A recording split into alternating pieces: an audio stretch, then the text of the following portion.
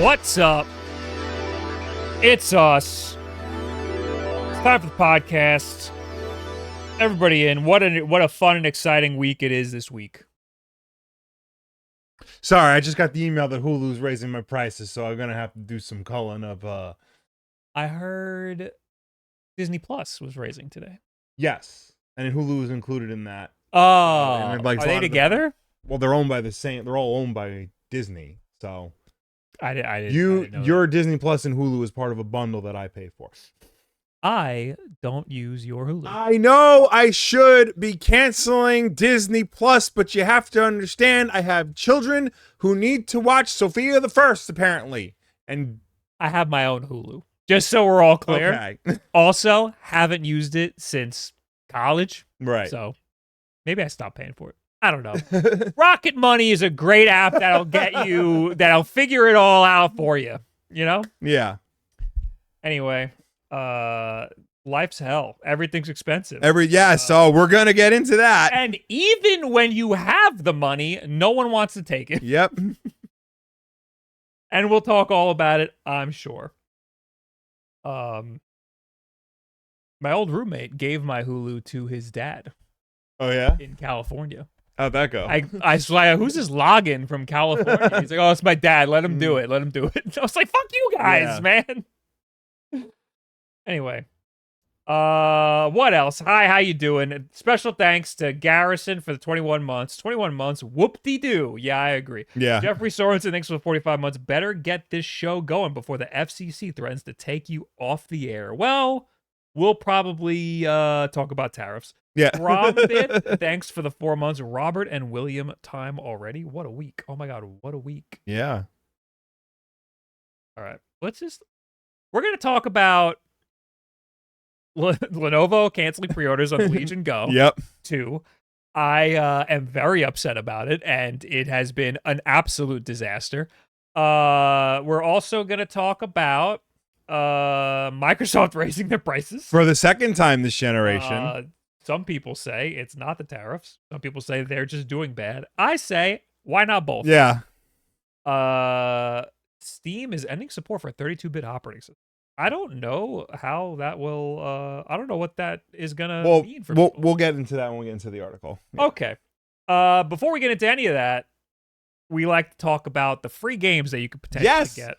And the good people at Nintendo, who never try to nickel and dime you for anything, are giving you free games if you're subscribed to Nintendo Switch Online Plus Expansion Pack, the expensive version. So starting on September 25th, that is Thursday, you get the Game Boy Advance games, Klonoa, Empire of Dreams, and Mr. Driller 2.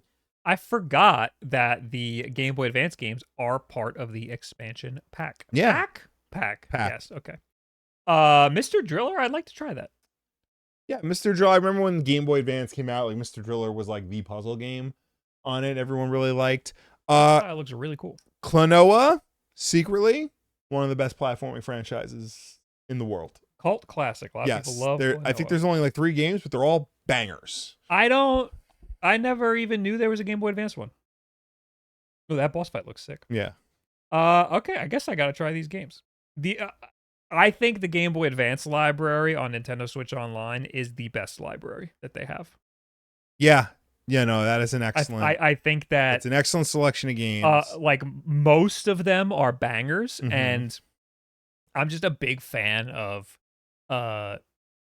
two-dimensional stuff. Yeah. And the Game Boy Advance released when everything was moving over to 3D, so all these developers were already really, really, really good at developing two-dimensional games. Yeah. So now everybody moved over to 3D, but on the Game Boy Advance you were getting like the peak of 2D retro games. Yeah. So that's it. That's what you get. I'm gonna try those out. Yeah, and you should try them out too if you pay for a Switch Online Plus expansion pack. That is a more expensive version because everything costs money. You don't own anything. In fact, you do not own anything. Edward Bova wants us to talk about how the Department of Homeland Security draws attention for sharing content using Pokemon imagery. What they did was they said, "Gotta catch them all" when promoting ice raids. Yes. See, by catch them all, they mean immigrants to throw them out of the country. And it's funny because they're inhuman. The old I'm laughing. The old like lawyer for Pokemon said, "We're not gonna touch this because it's not worth it," or they probably won't. He was an old lawyer, so he's like, they probably won't touch this because it's not worth it, because they would have to sue the U.S. government, right? That's not gonna go well for them. Yeah. So, terrible world we live in today. Rapture didn't happen. No, damn it! Could have used it. Would have helped. Yeah. Make things interesting a little bit. Anyway, let's just talk about Lenovo before I blow my fucking brains out. Lenovo says it's had to cancel some pre-orders of its Legion Go 2 handheld, claiming it got more pre-orders than expected. I'd like to already fix this article. Okay. It says Lenovo has canceled some pre-orders of its $1,100 Legion Go 2. Is it not the $1,350 version that they canceled the pre-orders for? My understanding is you can still get that version, the cheaper version. Believe it or not, $1,100 is the cheaper version. According to an official post on the Legion Go 2 Reddit page, Lenovo has stated canceling some of its customers' pre-orders because it doesn't have enough stock to meet the demand yet. In an update posted on Wednesday, Lenovo wrote, "The truth is, pre-orders for the Legion Go Gen 2 have substantially exceeded our projections, leading to unforeseen delivery range extensions. We are working diligently with our teams worldwide to fill these orders as quickly as possible. We truly appreciate the overwhelming support of Legion fans and ask for your patience while we work to get the Legion Go Gen 2 into your waiting hands." This was then updated on Friday with Lenovo confirming the cancellations. We wanted to share an update after connecting with our Lenovo retail colleagues around the world. The good news is that more units are already on their way to major retailers globally, so you can expect to see availability in retail outlets and websites improving in the coming weeks. That said, we will need to cancel some pre-orders placed directly on Lenovo.com. We don't believe in holding onto customer payments for products we can't ship in a timely manner. As soon as our online inventory is replenished, Lenovo.com will show updated availability and ordering will reopen.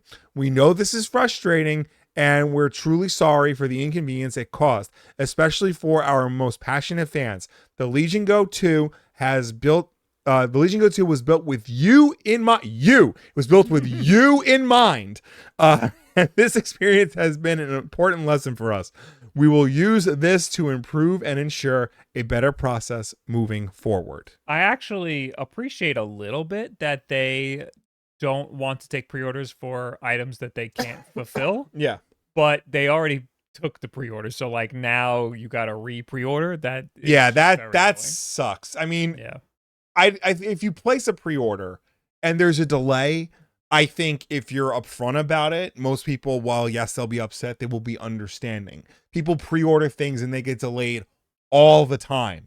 It's the gamble of the pre-order. Yeah. You know, I think just straight up canceling it, that says to me that they don't know when this is going to come out. They don't know when they're going to have more stock. They don't even know if they're going to keep making this product. So I'm not so sure about that. So first of all, like I said, you can pre-order right now. You can pre-order this is the wrong one. You can pre-order the $1,100 version right now on Best Buy. So that one's not the one that has the issue. The issue is the expensive one, the Ryzen Z2 Extreme one. The cheaper one is the Z2 Go. Lame. No, Extreme. Not Go. It's the regular Z2. Not even. It's so annoying. Yeah. There's the Go, Z2, and Z2 Extreme. This is the Z2, so it's the shitty one. Don't get this one. You want the Z2 Extreme version. I mean, I'm sure they're both fine, but everyone wants the Z2 Extreme version. That's the one that I want. I had no idea that this even ever went up for pre-order until this news broke. this news broke, and I was like, what do you mean canceling? Also, I saw Lenovo posted a video that they clearly paid for. Like, they paid an influencer to, like, unbox it and play with it. And they were going over the features of the product. And they said the Lenovo Legion Go 2 is out and blah, blah, blah. And I was like, what the fuck? It's not out. And then I saw this news, and I was like, what the fuck? I didn't pre-order it. When I would have pre-ordered it if I knew it was coming up. Apparently, pre-orders went up earlier in the month.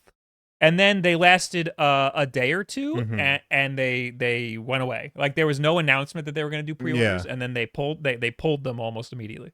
And I think they were up on Best Buy. I'm not entirely sure.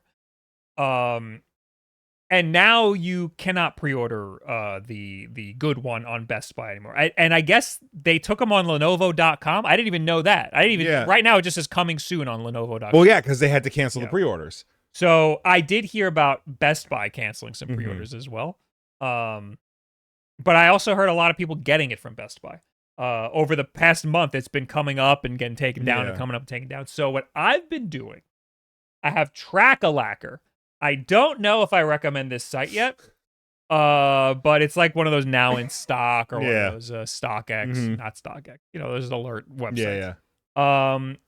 I had this texting me every time that it would go in stock at Best Buy, and it only has Best Buy here. I'm gonna pull up the history. Look at this history. So yesterday, 9/22, it went in and out of stock like 30 times. All day. Just in and out and in and out and in and out. So it did it a couple times today. 3 times today went in and out of stock. And twice I got the alert to my phone, and I immediately went to Best Buy, and I was able to put it in my cart. And then by the time I check out, it says this item is not available. Right. And that happened to me twice. I was able to put it in my cart, and it would say it's not available. And I couldn't do pickup in store either. Right. But I was doing it on desktop. Next time I'm going to try it on my phone. However, Track-a-Lacker says I ran out of my free text messages. So I don't know if that's going to work. I'm going to leave it in a tab. I'm going to leave it blaring. Hopefully it gives me a notification like in my browser if it becomes available.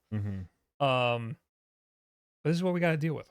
So this is what I'm saying. It's coming in and out of stock. So it's making me think that there is a lot of confusion and they don't know what they're doing. That's what I think. It's incredible to me that we keep talking about like how expensive everything is, and that the most expensive version of this system is the one that seems to be the biggest problem, because that's the one that sold out on Best Buy. I'm assuming that's the one that sold out. Yeah, well, everything's sold out at Lenovo or like canceled at Lenovo. So like there's a lot of demand for this. I should say that. 4 figures. How is there a lot of demand for this? What I should say is there's probably not a lot of demand for this. There's probably like the last Lenovo Legion Go 2. The last Lenovo Legion Go definitely sold under 1 million, right? Don't we know that? Right. I would imagine that this is also still a very niche product, but it's just doing better than they were expecting it to. And the reason it's doing better than they expected it to is because this is the very first Z2 Extreme chip device that anybody can even pre-order right now. And that's exciting. So they were the first to market with it, and that's why people want it. And I'm surprised that they're surprised. Yeah. Why are they surprised? They shouldn't be surprised. WULFF Den Dad says, why don't you have a giveaway with some of your stuff from WULFF Den Dad's basement to get more subscribers to your podcast channel? Everyone come over to my dad's house. See, you made the mistake of bringing it up on Sunday for dinner. Because Mom called me. Mom called me and said, you're getting a lot of subscribers. Is it because you're doing a giveaway? And I was like, yeah, it's probably because I'm doing a giveaway. She goes, you have so much stuff. You should give it all away. You'll get so many subscribers. And I was like, oh, I'm doing the thing I'm doing already. Yeah. I need to do better. Thanks, Mom. It's like high school all over again. You forget. She's Sicilian. It'll never be good enough. I'm doing the good thing, and I'm getting yelled at. She'll compare you to, cousin Josephine's kid and how they do their YouTube channel or whatever. Or whatever the hell. Yeah. Are people mortgaging their house for this? Yes. You have 9,500 and I can't do math. You have 900,556 subscribers now. Hashtag Wolf Den Dad. Thank you, Wolf Den Dad, for the breakdown. You don't have to use the hashtag because we see your name. No, it's like a little sign off. Okay. You know. Bob and Will matching their respective chairs. Oh my god, I didn't realize. Yeah. I don't know if it's the fact that I'm wearing jeans or if it's the shirt, but like I am sweating. It's a little hot. I'm gonna. It's like I can't do this right now. Okay, like we're in between. We should just be in fall, but because the world is on fire, we're just in between seasons. No. That's perfectly normal for New York. September is back and forth and back and forth. You know, it's cold, it's hot. It's cold, it's hot. Right. Oh, it is, man. Anyway, hate everything. I don't know what else to say about the Lenovo Legion Go 2. I want it. I wanted it. I made a video. I made a whole video talking about how I'm pissed off these things are expensive and I gotta buy them. And that was apparently after I should have already bought it. And I had no idea. Well, now you can't. I didn't even know from the comment. Nobody even said anything. Now you can't get it. All this information like drip fed to me from the Lenovo subreddit. Right. Like no one was talking about the launch of these pre-orders. It was very frustrating. Right. I hope the Xbox RG Ally X goes a little better than that. Is all I could say. Fall has officially started in Alaska. I wore shorts to work this morning and said, nope, it's too cold. You don't got anybody up there who wears shorts all season and says that my legs don't get cold. You don't got that one guy who's like just always in gym gear and like runs at like 5 a.m. All right. I also want to mention, while we're talking about PC handhelds and how they're expensive, Steam making the Steam Deck $320. Right? Yep. Currently, right now, the low-end model, the 256 gigabyte LCD screen version of the Steam Deck is on sale for 20% off. Get it. That's it. This is the best deal in gaming, and it is in consoles for sure. It is probably the best budget handheld right now. It is incredible that Valve has been able to make this product. It's fairly high end, but it's still within a reasonable price range. Yeah. And it still plays games very well. There's some AAA games like Borderlands 4 or 5, whatever, that's not going to run good, but like don't play that game. Yeah. Ever. That game's not going to run good on Switch 2 either. I got news for you.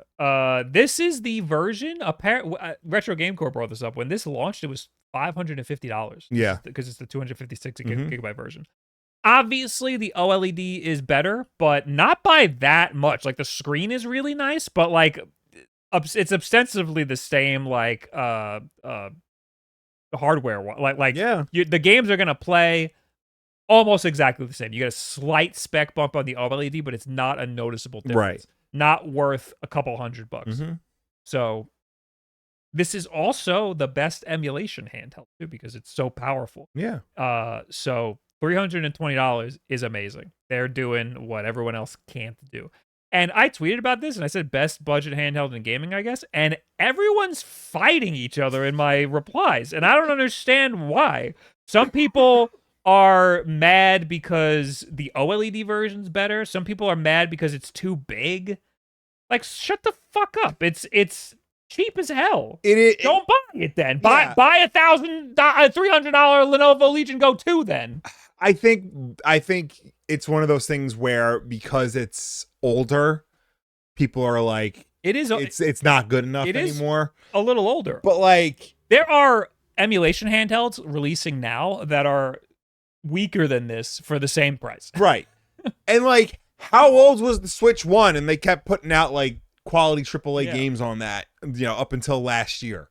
So this is still a phenomenal deal. Yeah. And I don't understand why everybody's so mad about it. This is $1,000 cheaper than the Lenovo Legion Go 2 that we were just talking about. And doesn't run on Windows. It is probably not that much weaker than the Lenovo Legion Go 2. Like, the games probably won't perform that much worse. Some people were upset it's only 800p, but like, shut up, man. Yeah, no, You'll be fine. That's not gonna matter. That will never matter. It's $300. Yeah. That's not bad for 800p. Suck it up. Deal with it. It's good. It's a good deal.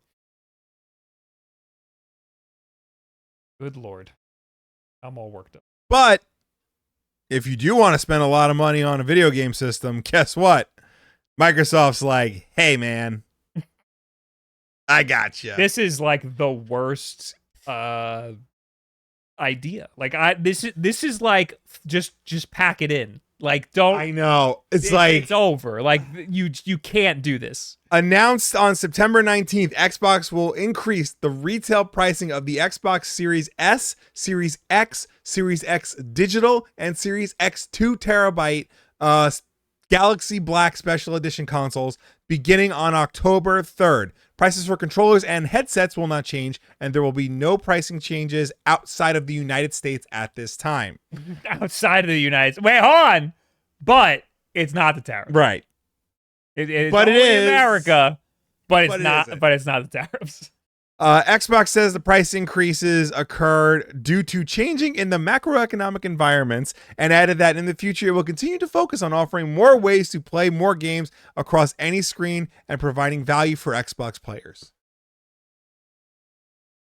The macroeconomic environment. We Yes, we know. Very familiar. So if Bob doesn't have it on screen, so the Series S, the 512 gigabyte version, what did that launch for, Bob? It launched for like Series S. Series S. $250? No, it was like $299, right? $299. It was frequently $250. Right. Yeah. Well, it increased to $379.99, and now okay, yeah, go on. And now it will cost you after October 3rd, $400 US. That is a massive increase. You know what? The Series S sold very well, though, didn't it? Yeah. It did sell well. Yeah. So I don't want to trash, because people hate the Series S, but not because it didn't sell well, because it's underpowered. It's underpowered. Yeah. The Xbox Series X 2 terabyte Galaxy Edition, it will retail after October 3rd for $800. $800 for a system nobody wants. That is a whole computer. Yeah. You could buy a whole ass computer for that.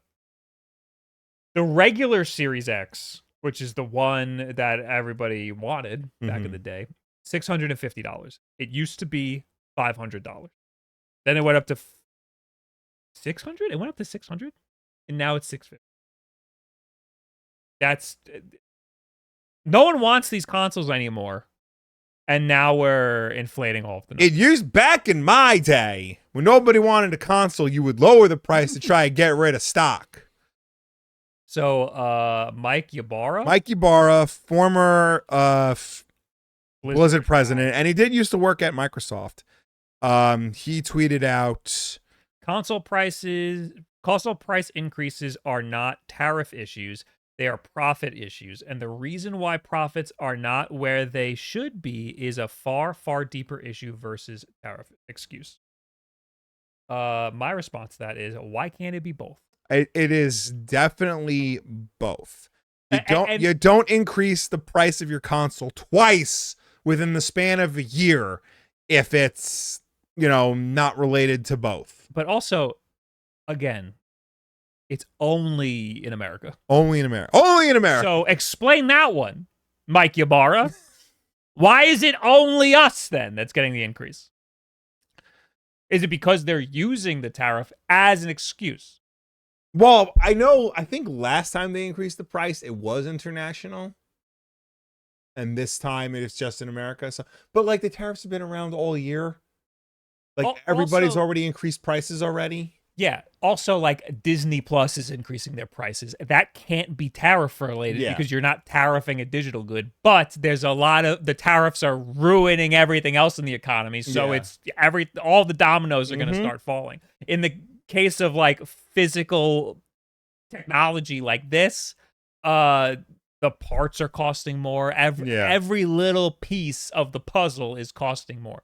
So even if it's not directly tariffs, which I sure as shit think it is, then there's other macroeconomic things that are gonna make this shit cost more money. However, I can't imagine a world where the solution is raising the price like that, because these are the worst selling consoles. Yeah. Do you think it could be, let's say that it is a need for profits and not the tariffs?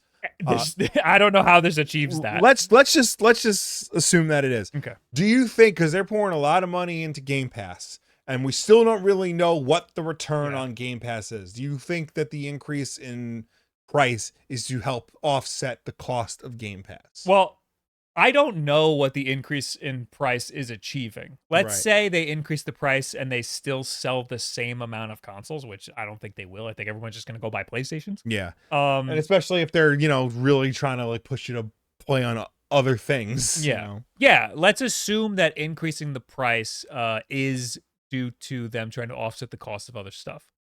I think that, it would, you're right. It would push people to just play the games on other consoles, but they've been focusing on software for a long time. Right. I think they just don't care about these physical devices. Clearly not. But like, it would have made more sense to me to them just announce, hey, we're not making these anymore. Yeah. Just give up. Yeah. So it really makes absolutely no sense why they would charge $800 for a home console. And I can't see the cost of the parts to make this thing getting more expensive. Technology is supposed to get cheaper over time. I can absolutely see it getting more expensive because every other physical hardware has gotten way more expensive across all of the tech industry. And it's horrible to see because throughout our whole lives, things have been getting not cheaper and cheaper, but better and better. And the costs have gone up very marginally over the past year or two. It just massive spike. Yeah. And it sucks because we were able to live on the bleeding edge of technology, and now we are paying out the ass for it. Mecha Dragon brings up a good point that I forgot to put in the notes. Costco no longer sells Xbox consoles. Oh, that's the end. It's over. Not in store and not online. Absolutely done. Like, and I'll go back to if you have a poor selling product, usually the plan is to lower the price and liquidate assets to get rid of everything. Yeah. You're not going to get rid of anything with selling an $800 third place system. If your idea is to get people into your ecosystem, like trap them into your ecosystem, you lower that damn price. Oh, no, you're going to trap them in an ecosystem because you're going to spend $1,000 on a video game system. This better be the best video game system. You're not going to buy another one for another 10 years. I don't understand why they don't make these dirt cheap to get people sucked into your ecosystem. Well, like and then give you better stuff to want to pay the premium for Game Pass. That was the plan with the Series S, right? Yeah. Get them in the door with the dirt cheap model. And I think it worked to a point, but like developers are having problems for it. Xbox still didn't sell enough to compete with Sony and Nintendo. And like, look at them now. Like they're in shambles. They are a shell of their former self. Phil Spencer should be fired. I said it. I'm sorry. Like, you seem like a nice guy, but you clearly don't know what you're doing. I am hoping it's not his fault and it is just terrible bureaucracy over in Microsoft. But something is wrong. Something is wrong. What I would pitch is sell the consoles for cheaper and add more value to the subscription service and Game Pass. Like, sell the console for cheaper to get people in. Stop making the console. Yeah. And sell it for cheaper. Get people in and then have better parity with PC and cloud streaming so that you get people in. You let them play wherever they need, because the best thing that ever happened to me in my whole gaming life is figuring out that I can play games between all these different devices, not being locked to one console. So a lot of people buying Xboxes are still locked on that console. They think, I'm getting this box, I want to play everything on this box, but they don't realize they can get it on the box and they can play it other places. Right. Make it easier for a normal person to play these things everywhere. Imagine buying an Xbox for $200, buying Balatro, and then going, hey, you can play Balatro on your phone, by the way, when you're not by your Xbox. Yeah. That's the greatest pitch of all time. Just having it with me everywhere. And you can't do that on other consoles right now. It's not, I mean, you can, but it's not that easy. Yeah. And that seems to be their business model, but they're not pushing it as hard as they could. No, and it's still confusing as to how, like, it all works. Because, like, not all of their games are, like, play anywhere. Not all of their games are available on both Xbox and PC. There's going to be weird licensing things. But fix it. Figure that's where all your resources need to be right now, because that is the only thing that will keep you afloat in the gaming space, because that's your biggest asset. That's the coolest thing that you have. So this isn't gonna work. This is gonna be much worse. I remember when the GameCube came out, and like that was the last place system, and it launched for $200, and then like Nintendo like was having a hard time selling it, so they would lower the price. It was $150, and then it was like $100. And it was, by the end of the life cycle, was $50. But like in between all that, they would actually stop production on them, like completely. They would turn off the assembly line to try and get rid of excess stock. So honestly, that might be that is what Microsoft should be doing. It's just turning off the factory, get some of this stock out the door at a lower price, and then boot it up again when they get, see that the demand is there for it. Yeah. I'm not on board with this. Yeah. It's not looking good for them. Did we talk last week about the Xbox environment on the PC handhelds? I don't remember. I vaguely remember we talked about it, but like we still had the question mark of how does this thing boot up? Yeah, we talk about it mostly in the context of we don't know a lot about it. Yeah, so we do actually know like a whole lot about it now all of a sudden. Okay. We don't have a story, but I wanted to bring this up just because this is something we've always been wondering about. This is a video that I saw from Zach Bowden from Windows Central, I want to say. So the development build, well, it's not even a development build, it's the beta leaked. So in the next version of Windows, the beta, it just has this in it. Okay. You just can enable this. Okay. Which is amazing. That means that it's not, I mean, it is going to be purpose built for Asus handhelds and stuff, and it will be eventually you'll get it for your Lenovo, like, and whatever. But if it's just in Windows, you can do it on virtually anything. You might have some issues here or there, but at least the option's there. Right. So this is a video that I posted on Twitter, but it's from Zach Bowden. And he shows it booting from his login screen straight into the Xbox environment. He signs in with his thumbprint. It's booting right into Xbox. See the Xbox logo, and now you're in the Xbox app. And it still kind of looks like the Xbox app, but there's nothing running underneath this. There is no desktop. This is it. You can access the desktop, obviously. Yeah. But it's a very, very, very minimal version of Windows that is made specifically for PC handhelds. And actually, last week we talked about, I think, controller support. Yeah. I think that's what we talked about. Yeah. Obviously, that's part of this. You're navigating through the Xbox environment with your controller. And that he's showing the Alt-Tab there. So the Alt-Tab is like you could do it with the controller. Yeah. You're Alt-tabbing between like a game or whatever. You can even have Steam Big Picture mode as one of the apps on the Xbox app. So you click on that and you just go into Steam and then access Steam from there. So this is looking very, very promising. I will say, though, that Carrie, big nerd, he is really, he's been testing all the performance stuff. He's been going really deep into the numbers on the Xbox full screen experience is what it's called. And he's saying it's not that big of a performance increase by de-bloating Windows. Got it. But it seems to be a bit of a performance increase, though. It is there.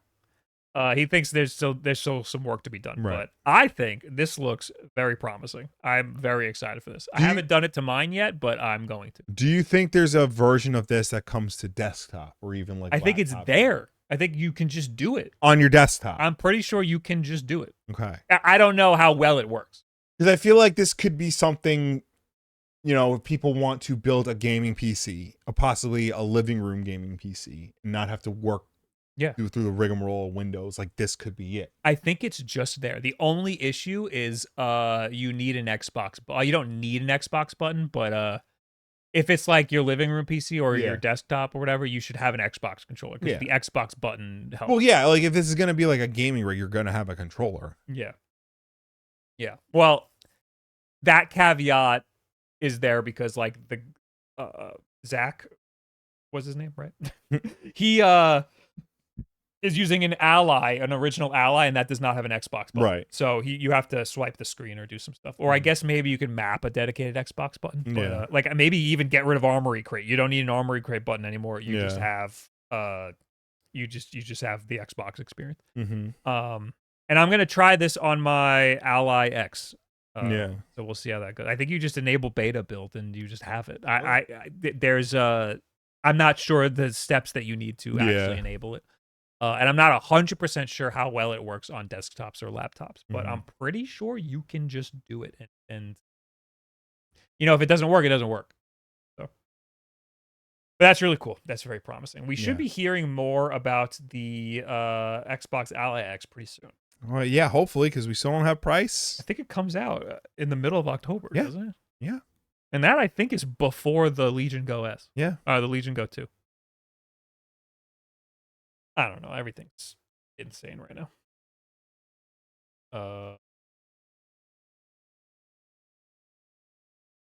I'm just adding the full screen experience to our notes because we talked about it. Any notification for anybody? Dreaming of Nishmas, thanks for the 18 months. Seasoul, thanks for the 50 months. And got a notification. Got King Wizard with $2 on YouTube. YouTube scrub for the win. I'm late. So you said I'm 18 and I was going to ban you. We ain't that kind of show. RG Xbox Ally spotted with price and pre-order now banner in a retailer. Okay. What's the price? Well, this is UK. I don't believe the price. They saved the price of the Ally X right up until they were ready to start selling it. Mm-hmm. That's the original. Oh, it says Xbox ROG Ally, but it doesn't have grips. That's the Ally X. What are you looking at? We're looking at two different things. Edward Bova just linked. Pure Xbox? Yes. Yeah. And then there's a Reddit post, and then I clicked on it and I went through. Okay. Well, if you read the article, it says UK retailer Argos claims that the base ROG Ally Xbox Ally will be priced at 499 British pounds. Okay, well, if you look at the picture, that is clearly not the base. That is the Ally X. This is just straight up wrong. Okay. Okay. Well, for context, we have a price. No, we don't.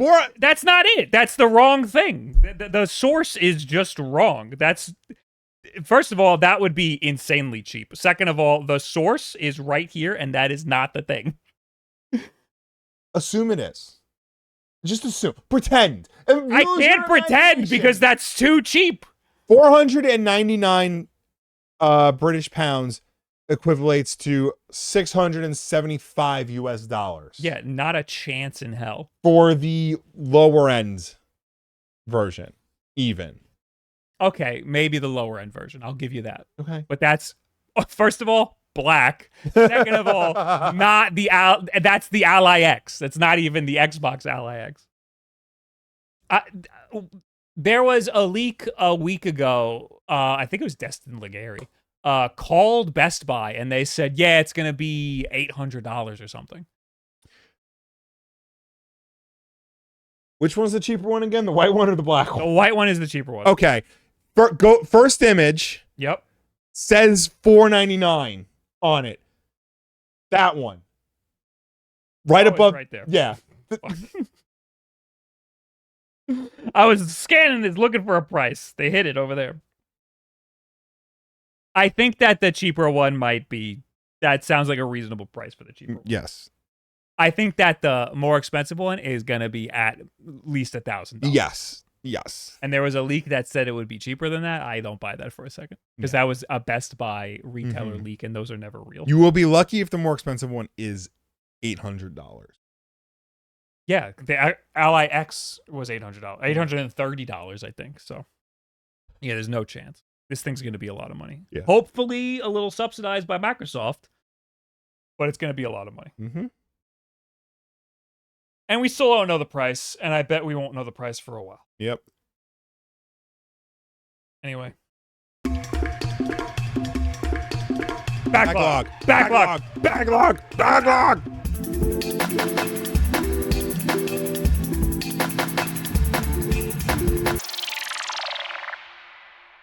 Hey guys, Backlog. The Backlog is a segment of the WULFF DEN Podcast where we go through our entire video game collection of 1,051 games. We got a little Excel spreadsheet right here. We pick one of them at random and we talk about it regardless of whether or not we've played it. 994. 994. That would be Call of Duty World War II for the Xbox One.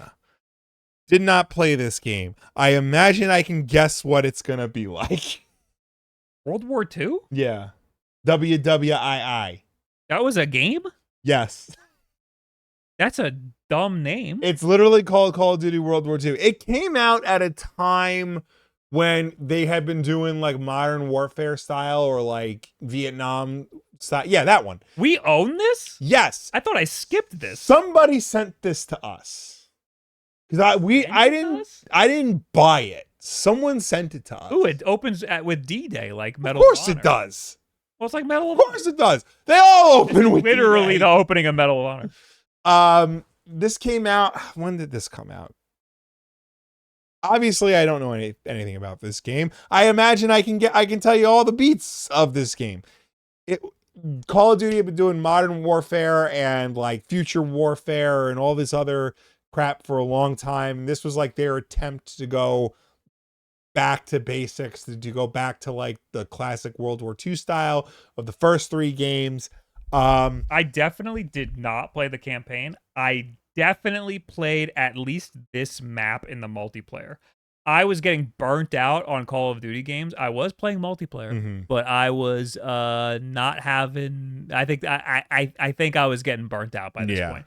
I think I bought this, or you say somebody sent it to us. I think I bought this, played this one map like twice, and was like, I'm good. I don't need to keep playing this. And I didn't play it anymore after that.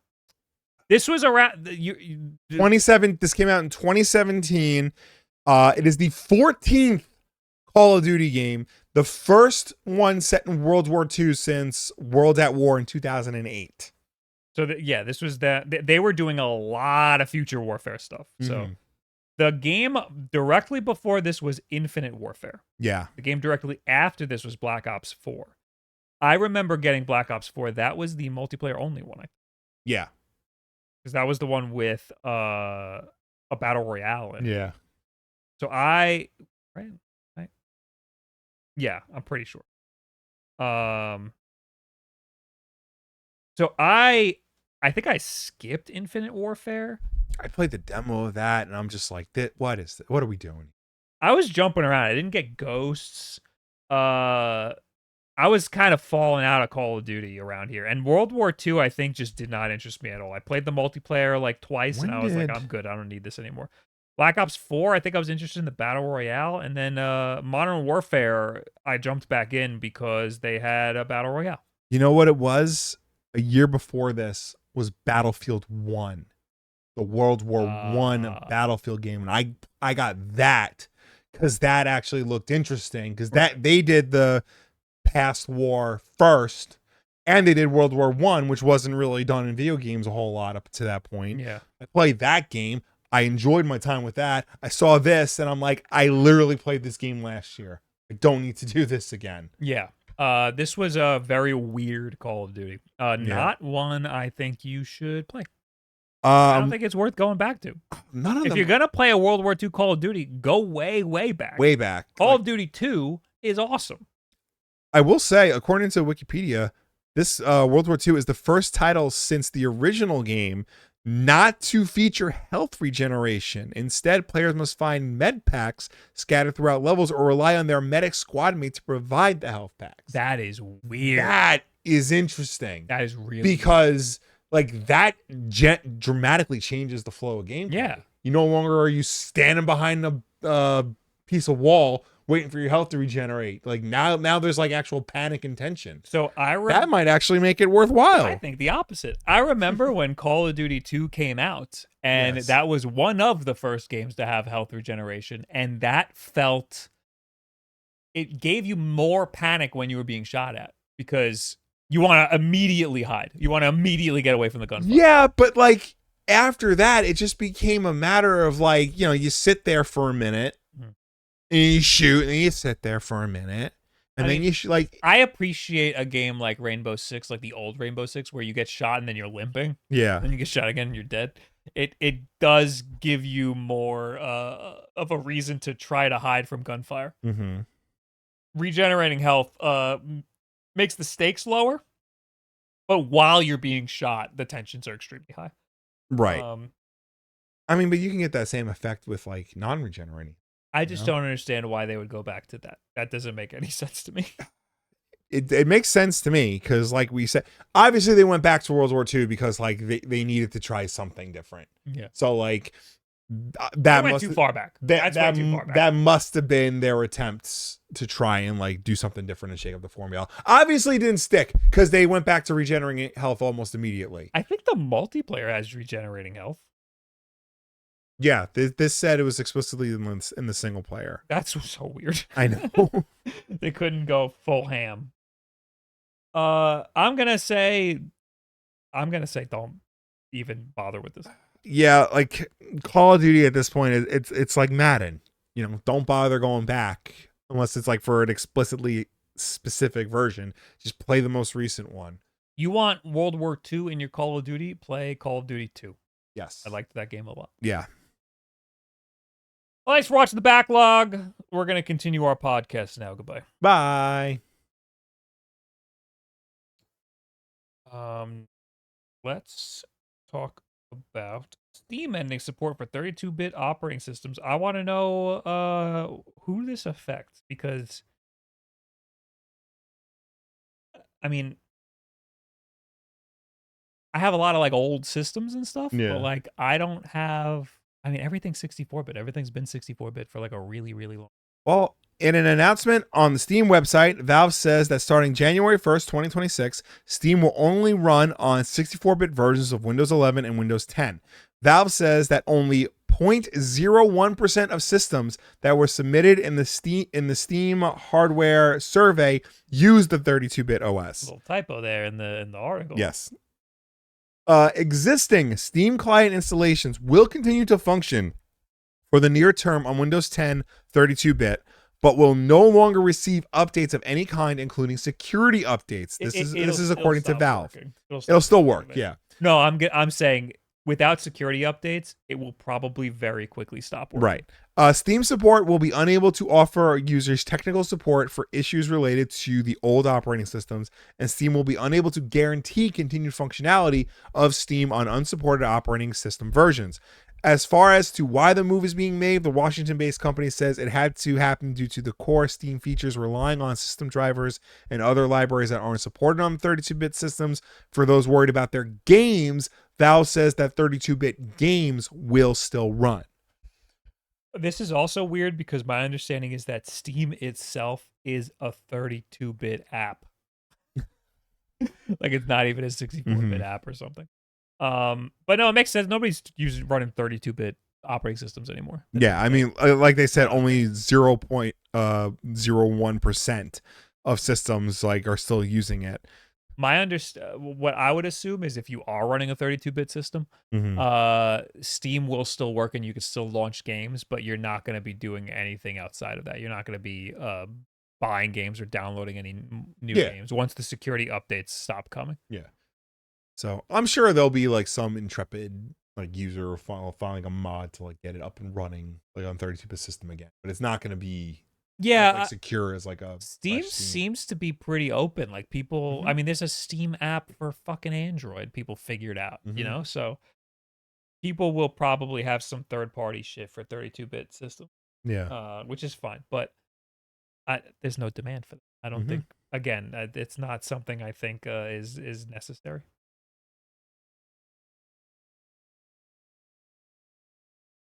Chad agrees. Chad appears to disagree with you, Bob. Oh, what about Call of Duty World War II?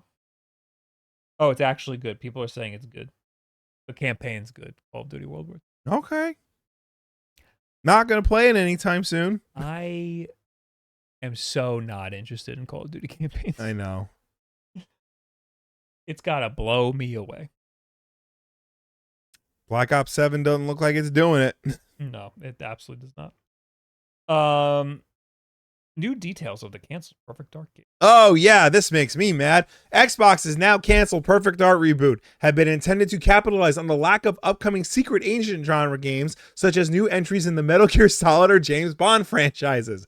The detail is one of the many shared in a fresh MP First report on Microsoft's long-held plans to revive the Perfect Dark series. Sadly, the game's development was ditched, and Microsoft Studio, the initiative, was shut down in July of this year as part of a devastating wave of Microsoft cuts. According to internal documentation, Microsoft's creative vision for Perfect Dark was primarily inspired by HBO's series Westworld, while areas of the game, such as the playable vertical slice shown publicly, were part of the game's Season 1. Other details from the report mention a key adrenaline system, which would have allowed players to either heal, increase damage dealt, or reduce incoming damage. The ability to focus and slow down time to dodge bullets was also being worked upon.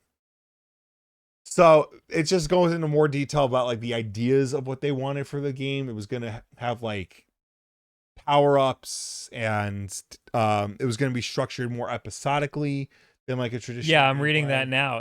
Yeah. So does that mean there would be different parts within the game, or is it gonna be sold separately? I think it sounds like it was gonna be like what Hitman originally was. Mm-hmm. You know, just like chunk 1 in the beginning of the year, chunk 2 in the next part of the year, like that. I do find it hysterical that they wanted it to fill the void of like secret agent games, like because there were no James Bond or Metal Gear games. We're getting a James Bond game like in next year. We got a Metal Gear Solid game recently. Yeah. So like it took too long. Yeah, this you can make a good Perfect Dark game. Yeah. And I think this could have been a good Perfect Dark game. It could have been. I wasn't jazzed about what I saw, but it doesn't mean they couldn't make it work. Yeah. No, they 100% could have made it work. They just didn't. Yeah. So what are the abilities that they were adding? Oh, what did I put down? An adrenaline system which would have allowed players to heal, increase damage dealt, or reduce incoming damage. Also, the ability to slow down and speed up time. That one. I remember hearing about that one. Interesting. So yeah, I would have loved to have jumped back into Perfect Dark. I like Perfect a lot, but yeah, Microsoft's making a lot of mistakes this year. Yeah, not looking good for them. Mm-hmm. There's an N64 style Perfect Dark / GoldenEye coming to Steam. It's called Agent 64 Spies Never Die. I remember. I've heard of that. Yeah, this has been in development for quite some time. I thought that came out. I think there was a beta or a demo or something. This is it, right? Yeah. Oh yeah. Oh yeah. Yeah. Give me that. Now, this would only work if the controls are horrible. I would be more than happy to play like GoldenEye online with like the shitty controls. Yeah. Like I would be super down for that. A ranked GoldenEye. That looks cool though. Yeah. Moving on, Tencent fires back at Sony over Horizon / Motiram loss. Tencent has responded to a Sony lawsuit which accuses its upcoming game, Light of Motiram, of being a slavish clone of the Horizon series. In July, Sony filed a lawsuit in California federal court alleging copyright and trademark infringement and claiming that Light of Motiram was so close to Horizon Zero Dawn and Horizon Forbidden West that players could be confused into thinking as part of the same series. Tencent has now responded to Sony's lawsuit, calling the claims startling and accusing Sony of trying to monopolize a part of a popular culture when, in Tencent's view, Horizon wasn't particularly original in the first place. As reported by the Game Post, Tencent's response suggests that by trying to sue it for Light of Motiram, Sony is failing to acknowledge that other games feature similar concepts.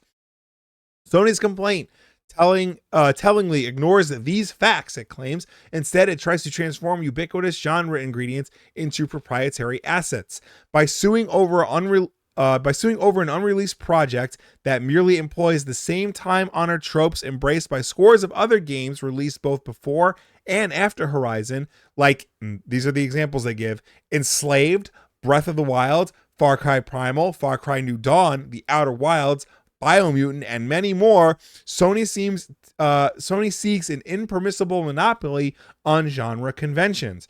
Tencent also alleges that Sony already knew Horizon wasn't an original idea when it was in development, citing a documentary in which Horizon Zero Dawn art director Jan Bark van Beek reportedly says there were concerns during the planning that the game was too similar to Bandai Namco's 2013 game Enslaved Odyssey to the West. Sony's initial lawsuit claims that Light of Motiram uses a young, red-headed female protagonist and tribal groups fighting for survival among large robotic animals in a post-apocalyptic world.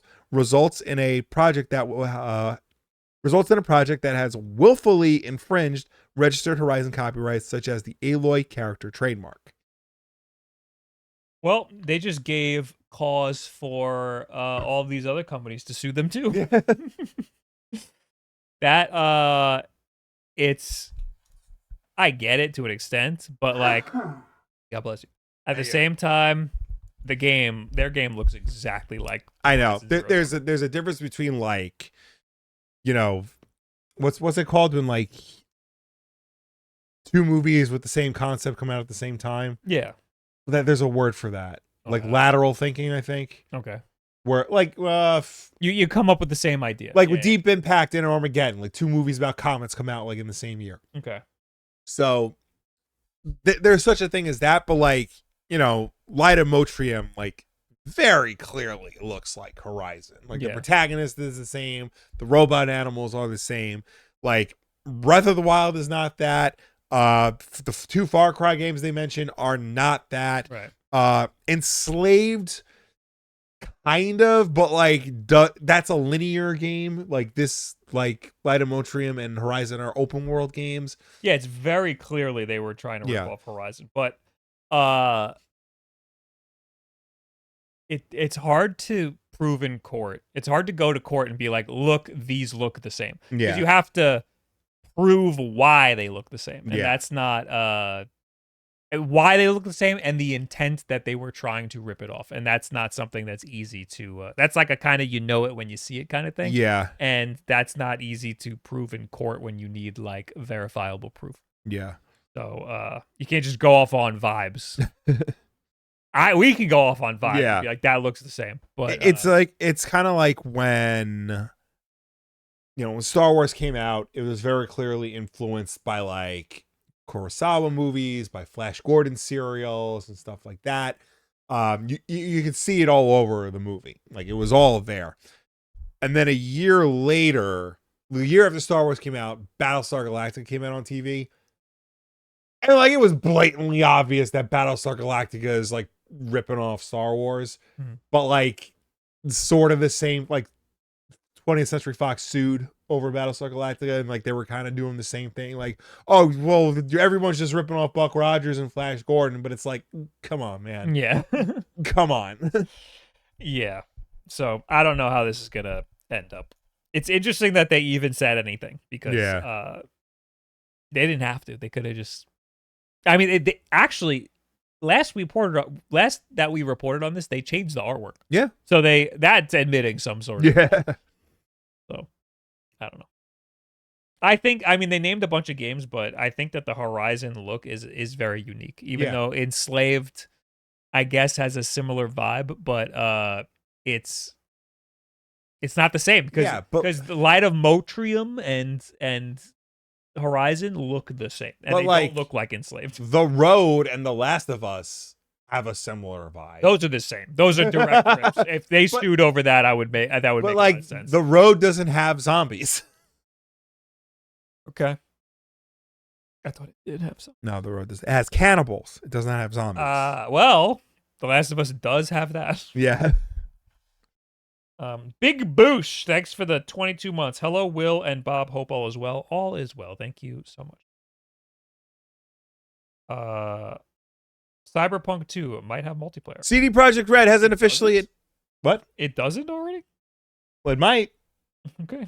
CD Projekt Red hasn't officially announced much about Cyberpunk 2. It doesn't even have a title yet officially. But one big detail about the new game has slipped out thanks to a job listing. The devs are looking to build some sort of multiplayer feature this time around, apparently making good on that canceled Cyberpunk 2077 multiplayer spinoff. The studio is looking to hire a lead network engineer for Cyberpunk 2 who will play a pivotal role in designing and implementing the network architecture and online systems. This role is based on CD Projekt Red's Boston studio, which is leading development on Cyberpunk's sequel. This lead network engineer will ensure low latency, high performance online experiences for players and lead a team to develop and optimize multiplayer systems, including matchmaking, and address challenges related to latency, bandwidth, usage, and server performance. Interesting. So this is like the ugliest screenshot they could use. Like, I don't know what's going on here. That might have been from version 1. Yeah, Jesus. I didn't know it didn't have multiplayer already.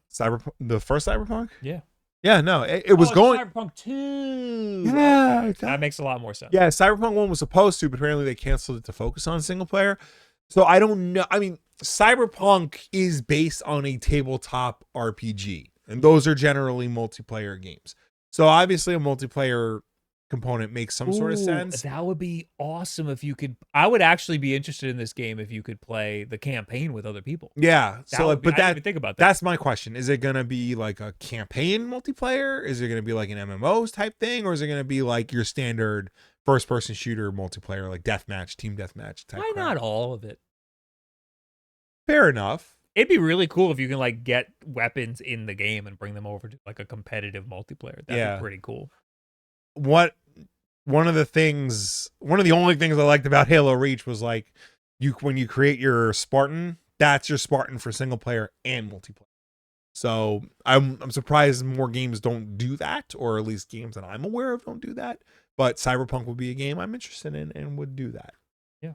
I like the idea. It'd be like having a game that's like Baldur's Gate, but with guns. With mechanics that I would actually be interested in, and not a fantasy environment. That's like right up my alley. I think that could be really cool. That would make me super interested. I was not interested in the first Cyberpunk. I was. It's just it was so buggy when it first came out. Like, it's pretty bad. I played it. Yeah. I played it, and everyone was like, "I can see the good game underneath all of the trash," and I was the opposite. I was like, "There is a lot of trash, and there is a lot of trash beneath that trash." No, I think that's another game I want to go back to. I want to try again, but like, am I gonna have the fucking time to do it? No, of course not. Never. Not gonna have time to play these games either, but they look interesting. Super Star Wars ROM hacks. Whenever the Super Star Wars Trilogy is mentioned today, it is usually not that long before the game's difficulty is brought up in conversation. Developed in the early 90s by LucasArts and Sculptured Software for the Super Nintendo, the trilogy of games, which included Super Star Wars, Super The Empire Strikes Back, and Super Return of the Jedi, has earned a reputation over the years for being notoriously difficult. This is in part due to the overwhelming amount of enemies found within the games, which constantly swarm the player at every possible turn and respawn almost as quickly as they were dispatched. Recently, though, the ROM hacker Billy Time Games has come up with a solution, creating a set of overhaul patches for these games. These aim to make the experiences a whole lot fairer for newcomers as well as those who don't exactly have the quickest of reaction times, and includes nerfs to the amount of spawns as well as the ability to inflict twice the amount of damage, among other features. They are available to download now from the ROM hacking website ROM Hack Plaza, and in the case of Super Empire Strikes Back and Super Return of the Jedi, also include a pair of optional patches which attempt to streamline the level order. I'm gonna play this. That sounds awesome. Yes, I think this is cool. I think this is a great use of ROM hacking, because sure, you could just emulate the games, but these games are hard to the point of not being good.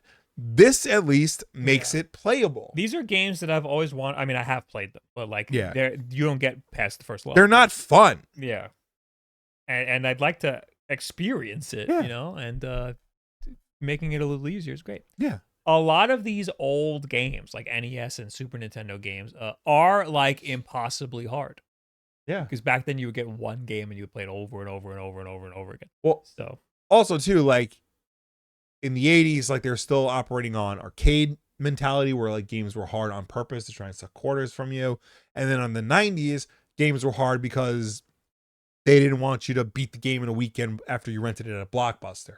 You know, they wanted you to buy the game and play it over and over again. Yeah. So. Yeah. So we've advanced as a society. Yes. Games might be easier, but I think that they're just that's a necessity. I think that they were too hard back then, but for the most part. Wood did a video on Hollow Knight, Silksong, and he said it's the hardest game he's ever played. And it is a very hard game. I do hear it's difficult. But what's the hardest game we've ever played? For me, probably Ghouls and Ghosts. The arcade version that of is Ghouls and insane. Ghosts. Yeah. I played that with a couple of friends, and like we were just putting down quarter after quarter after quarter, and every time somebody died, we would like take a turn, and it just could not. None of us could get past one spot. Yeah, there is just an impossible amount of enemies in that game. Yeah. Yeah. And like I know people who've like beaten it, and it's one of those games you got to technically beat it twice to get like the full ending.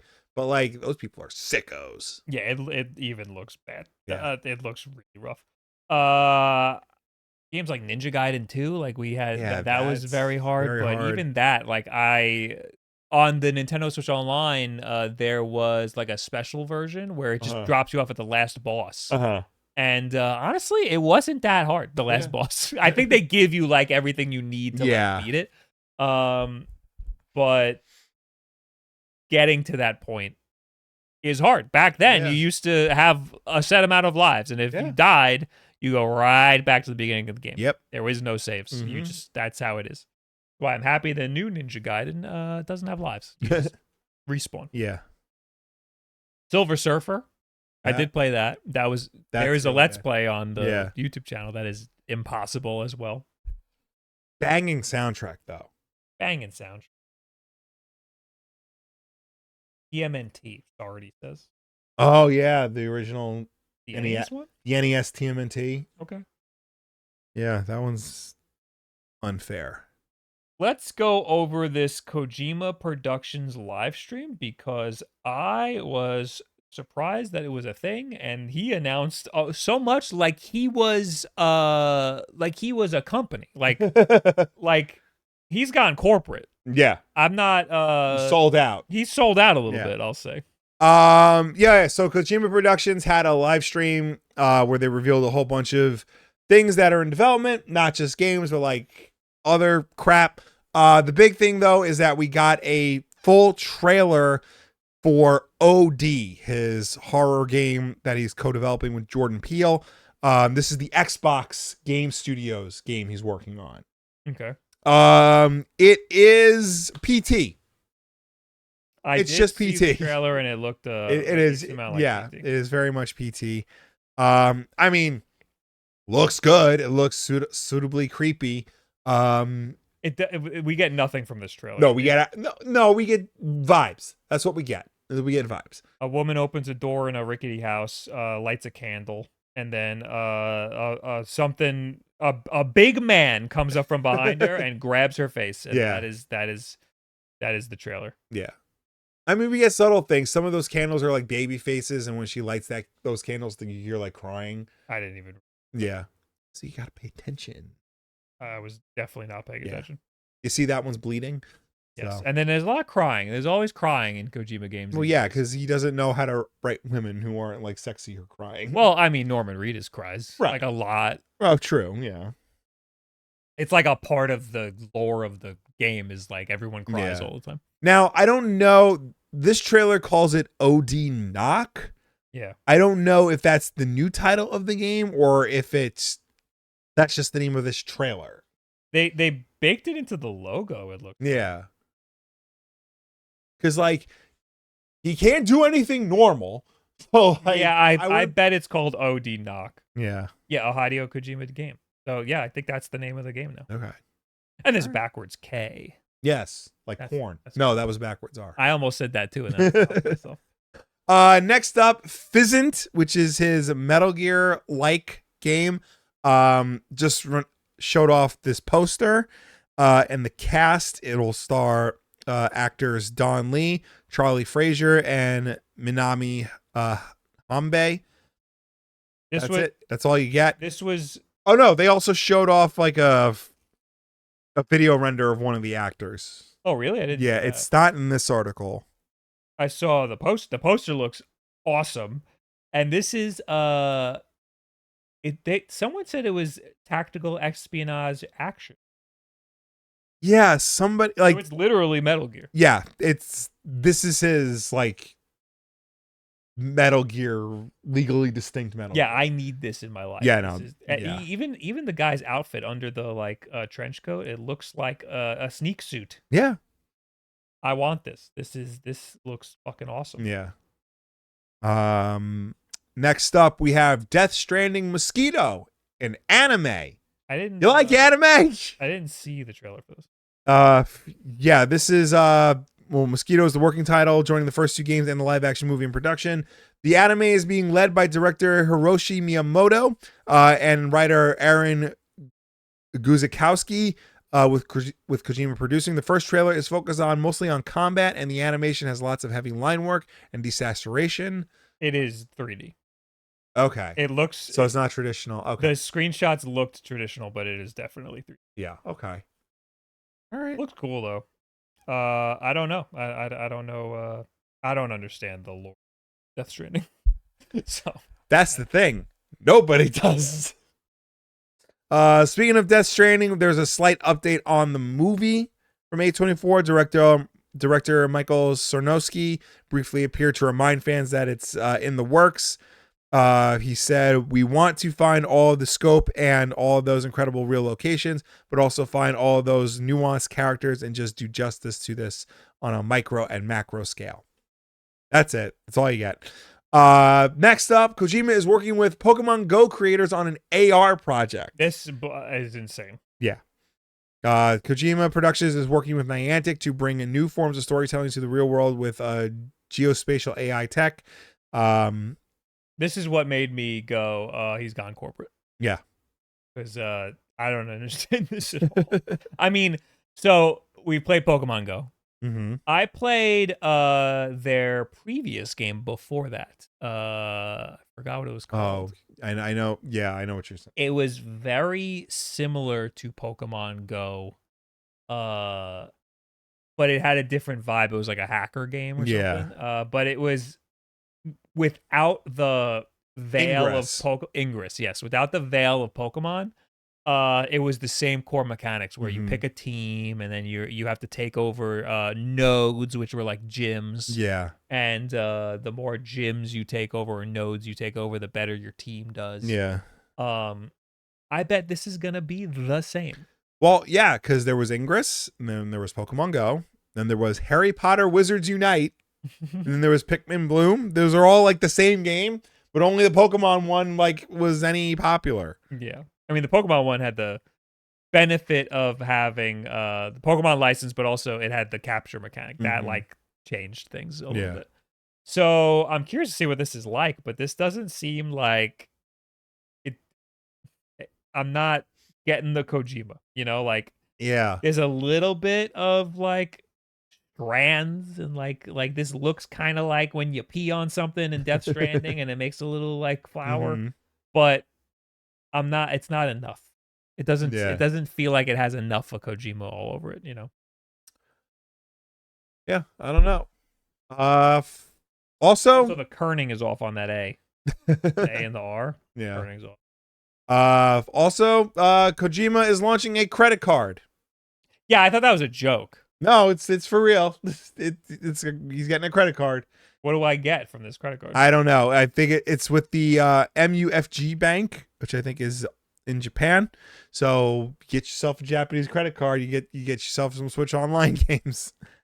Death Stranding. That's good. That's a good one. And last up, the Kojima Productions 10th anniversary event capped off with sake.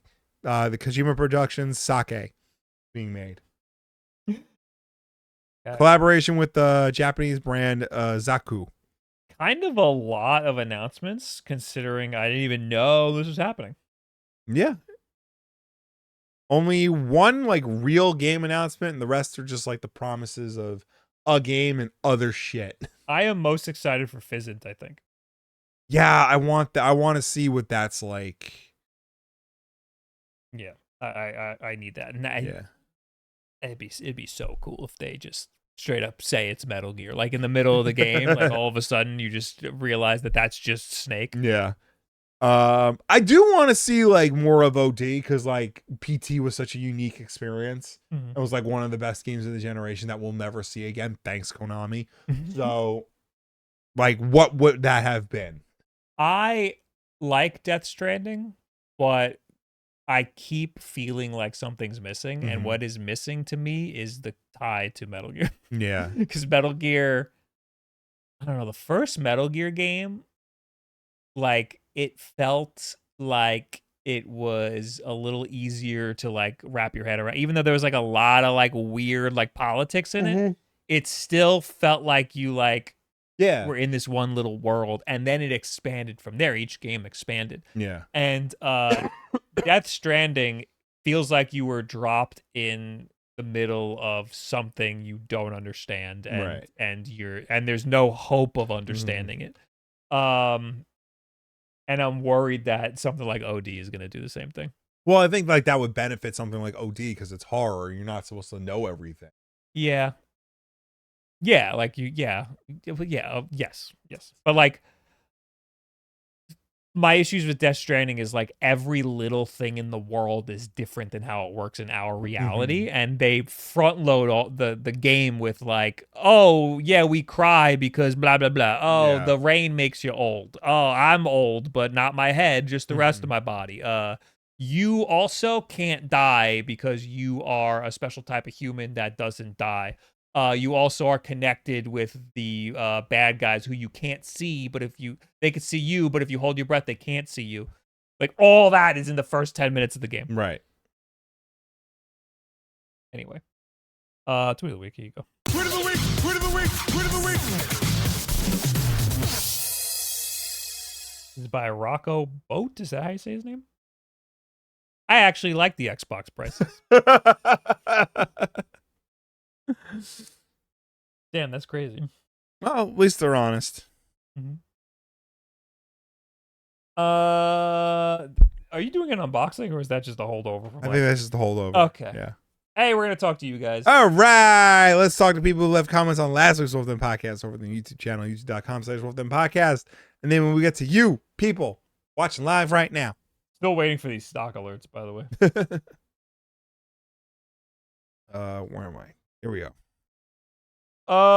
EL Techno Magoy says the story of Hades is actually amazing. Helped me through the COVID lockdown.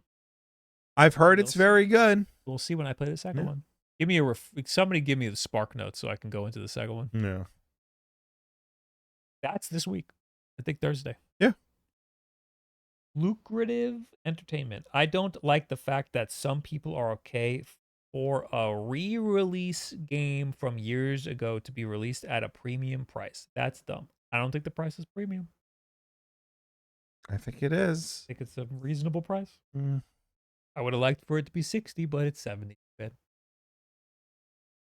Eags says, studio and people aside, the Handsome Jack collection is my top 25 games of all time. The original Tales from the Borderlands was great too.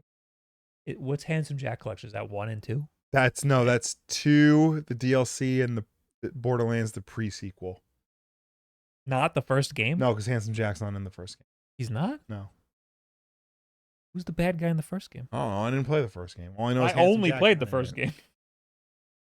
No, Handsome Jack is only in 2, in the pre-sequel, and all the DLC. Commandant Hill? That sounds like a lame villain.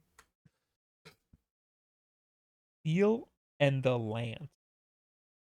I don't remember that at all.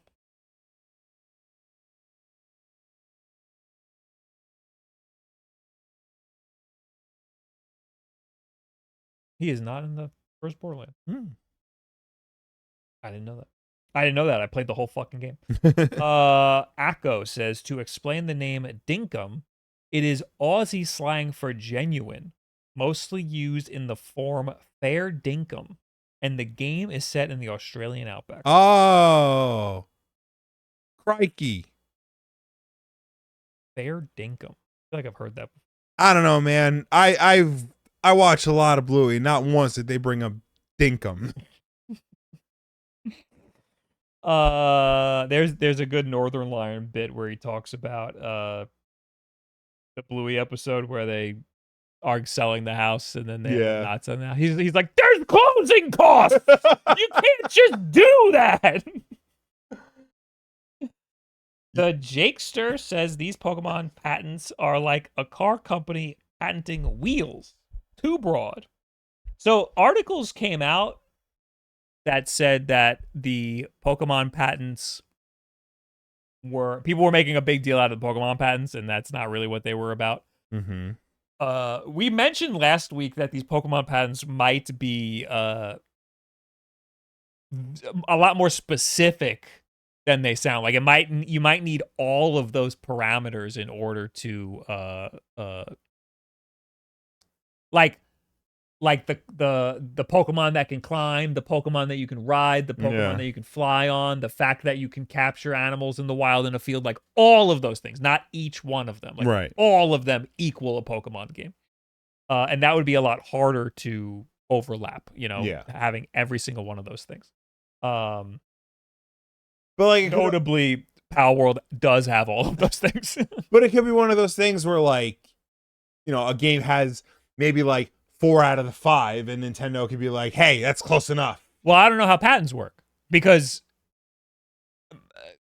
what if the patent only works if you have everything that's in the patent? Right. That's what I'm saying. But I don't know. Yeah. Because I'm not a patent lawyer. But there were articles that said, like, no, this doesn't mean that capturing an animal in the wild is a copyright infringement. Right. I don't know. Yeah. I know. Were you aware that Nintendo thought about patenting jumping in video games after the release of Super Mario Brothers? That is insane. Did they try? No, it only got as far as like the thought in Miyamoto's head. According to an Iwata Asks Q&A, this was back in 2009. Miyamoto stated, I went as far as thinking that jumping is an original idea and that it should be patented. It's insane. I mean, no, there was jumping. There was jumping back then. Yeah. Well, Donkey Kong. But there was also Pitfall. Okay. That had jumping. Yeah. Not so original, Miyamoto. Yeah. And that was your...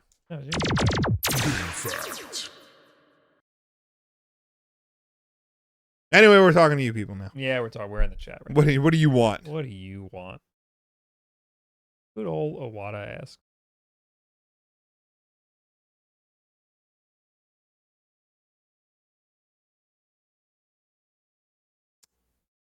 Oh, we got notifications too. Mega Man said with 48 months, take my money. Okay, bye. All right, bye, Mega Man. Yep. Snake Eaters with 100 bits. I don't know how to say this, but have we ever seen a company so ingrained into one person to the point it almost seems narcissistic? Everything about the company is about him. Talking about Kojima. Yeah. I mean, it is called Kojima Productions. Right. Everything about the company is about him and his ideas. I like Kojima as much as the next nerd, but it's getting a little weird. So That's not as uncommon as you think.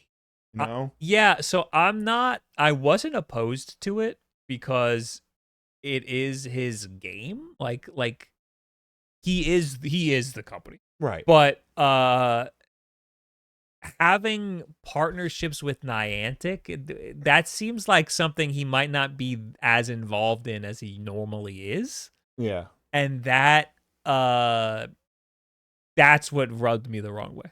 I think with Kojima, I think what people don't really give him credit for is he's very good at like fostering relationships with people, with like Yoji Shinkawa for design and Harry Gregson Williams for music and things like that. Like he does like put a lot of trust in people to like do certain things for his games. Like he's not making these games all by himself. Yeah. He can't. I mean, he is all over it though. Right. He's Yeah, no, on it top of is that shit. clearly his vision, but like in order to get his vision across the finish line, he like works with people he can trust. So that's why I was okay with him being all over these games. Like Kojima Productions is named after him. Mhm. It only exists because he left Konami and is Right. making his own thing. Mhm. So it should be part of him. Yeah.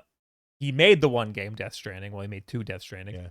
Yeah. And now he's making a lot of other games, and he can't possibly be as involved in all of them Right. as he has been in previous games. Mhm. Especially if you're adding stuff like an anime and Niantic Yeah. and stuff like that is now starting to you're starting to lose the Kojima. Yeah. Like he's spreading himself like really thin. I think it, in the long run, I think it could be like a situation like James Gunn with the DC movies. I mean, because so far he's had a hand in, he's like been the driving force of everything: Creature Commando, Superman, Peacemaker. But like Supergirl, he's not directing or writing Supergirl, but like he oversees that. He's got a hand in it. He's not directly working on the Green Lantern TV show, but like he is like helping out with that. So it could be a thing where like he trusts other people to do the work, but he like is overseeing it, pointing them in the direction it should go in. Yeah. Whereas like someone else can like do the day-to-day stuff. Yeah. But that company is DC. You Right. know, there's like Studio Ghibli with Miyazaki, but like Right. they're doing one thing at a time. Yeah. They're limiting themselves Mhm. so that he can be involved. Sakurai is all over all HAL Laboratory stuff. Mhm. But it's HAL Laboratory. It's not Sakurai. Yeah. And again, they're doing like one game at a time. So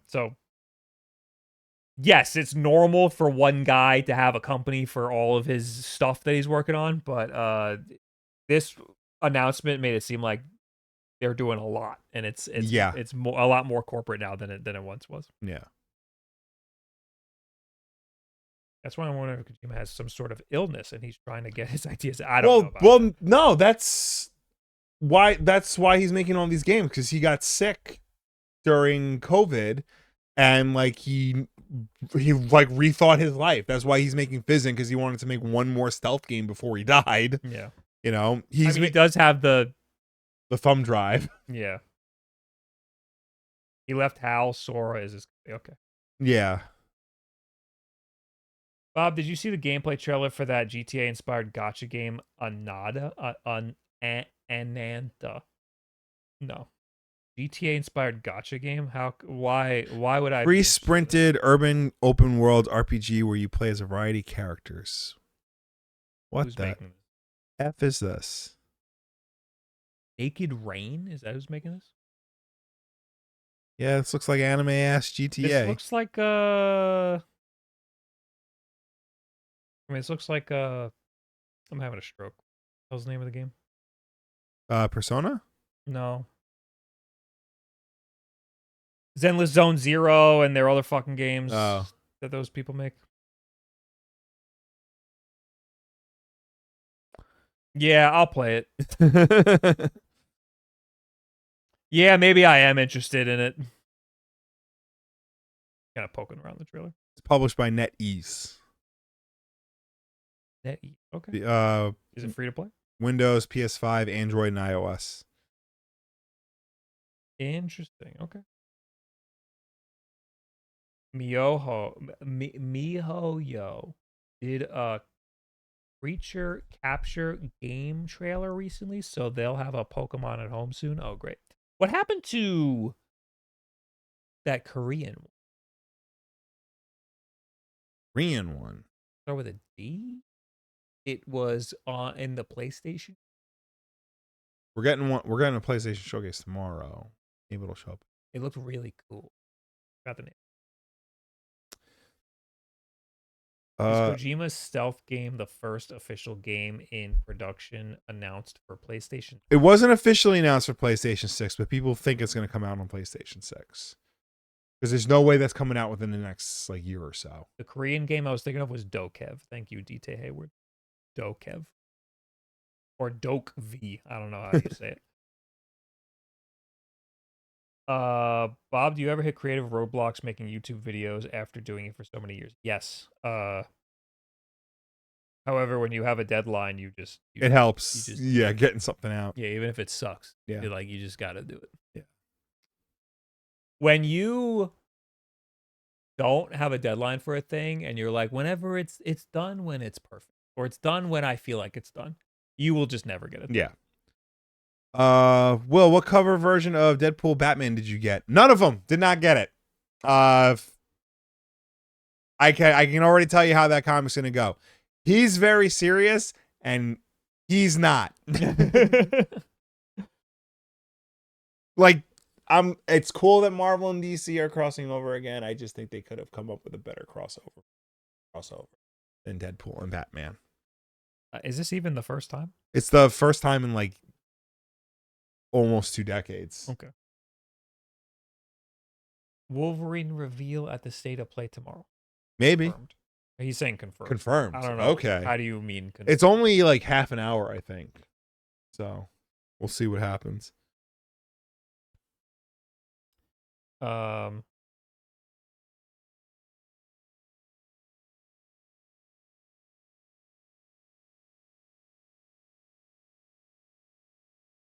I was reading some YouTube chats.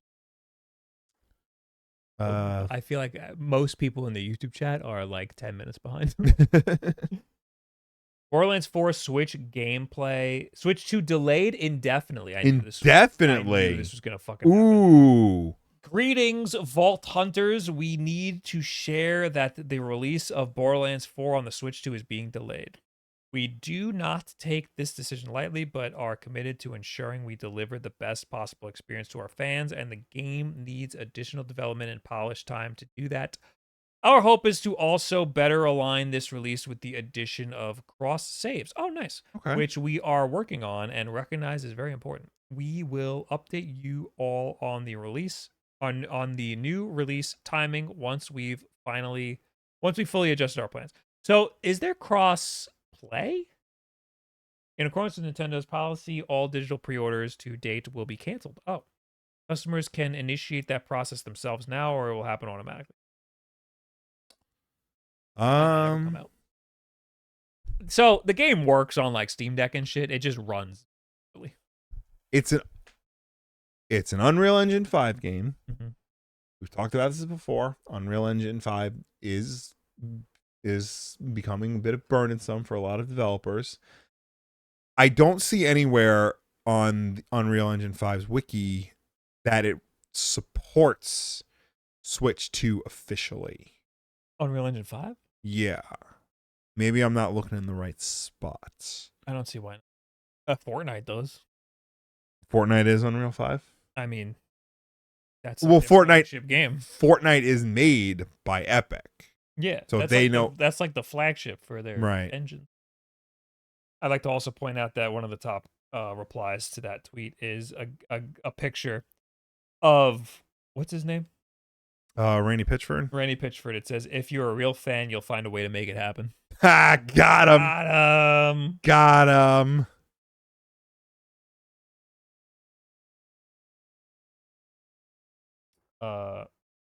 Fortnite is Unreal Engine 5 on Switch, says Trevor. Okay. Platform support. I don't see why not. Again, Yeah. Okay. Yeah. So it says Switch and Switch 2. my understanding, and I don't have a lot of understanding of development, but my Yeah. understanding is Unreal Engine 5 is just Unreal Engine 4 with more shit. Because it's supposed to be extremely easy to port your stuff from Unreal Right. Engine 4 to Unreal Engine 5. Unreal Engine 5 has been credited with allowing developers to create games with higher fidelity assets via the Nanite, with more realistic lightings via Lumen. The engine has been blamed for certain types of performance issues, namely shader compilation stutter and traversal stutter, frame time jumps that occur when a player's actions cause more entities to load into the game, although not all UE5 games display these issues to the same degree.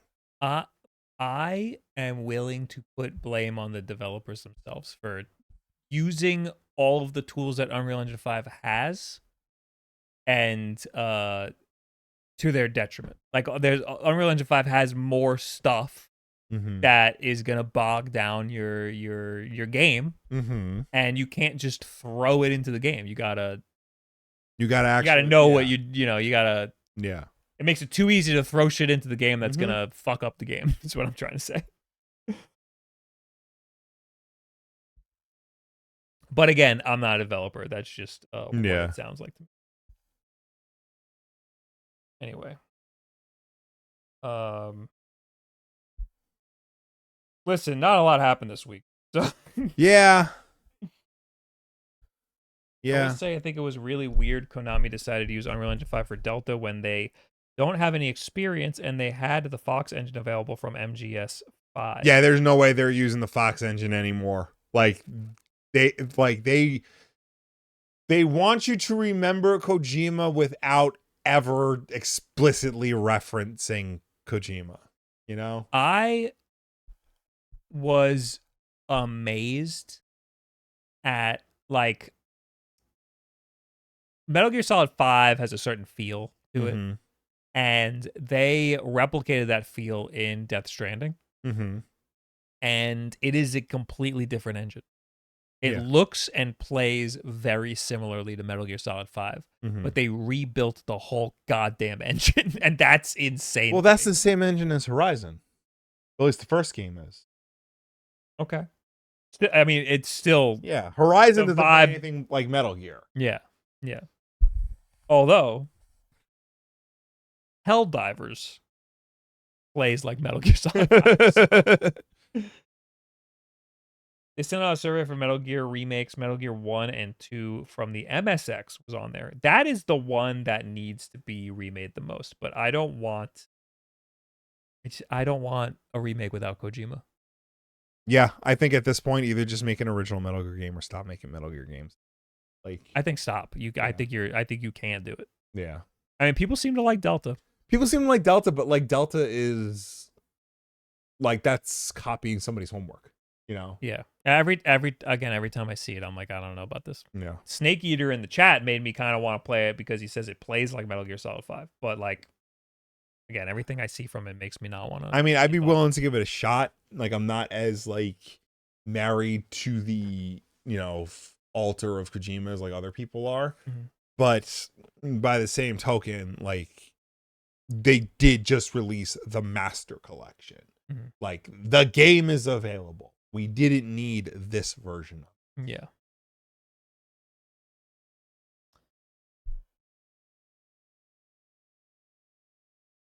Well, Bobby Baldface, maybe you should make your own game. I will be your first customer. Yeah, it's easy. I tried. I've tried multiple times to mess around with Unity, and there was a GB Studio making a Game Boy game. It's surprisingly hard. I futzed around with like an early version of Game Maker back in the day, And I think this was before it became like drag and drop, and I'm just like, what the fuck am I? And I've heard it's a lot easier now. If you've never made a game before and you think it sounds hard, it is harder than you think it sounds. Yeah.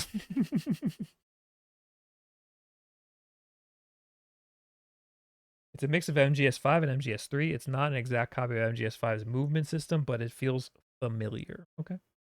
Try vibe coding with VS Studio into Unity or Godot. It's insane how far you can get. I did hear that Unity has some sort of like text prompt where you can just kind of like tell it what you want in the game. But that's not even the whole of the issue. Mm-hmm.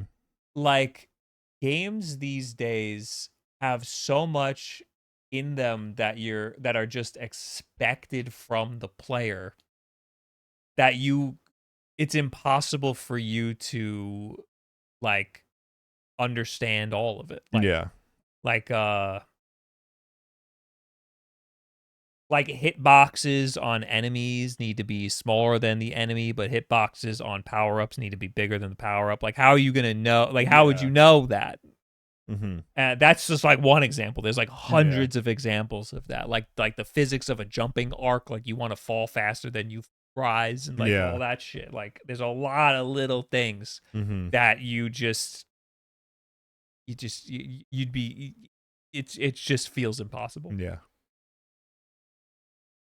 Anyway, I think thanks for hanging out, everybody. Thank you for tuning in. Thank you for watching us. Thank you for chatting with us. As always, the WULFF Den Podcast is every Tuesday night at 8 p.m. Eastern, right here on twitch.tv/WULFDEN and youtube.com/WULFF Podcast. If you can't make the show for any reason at all, we always put the archive version up over on youtube.com/WULFF Podcast, so you can go and check us out over there on demand whenever you want. But if you prefer to listen to us rather than watch, you can do that as well, because we're also an audio podcast on any and every podcast service, such as Apple Podcasts, Spotify, YouTube Podcasts, Pocket Casts, Audible.com. The list goes on, but no matter where you get the show from, folks, please be sure to subscribe, rate, and review us, because that helps us with placement on all those respective platforms.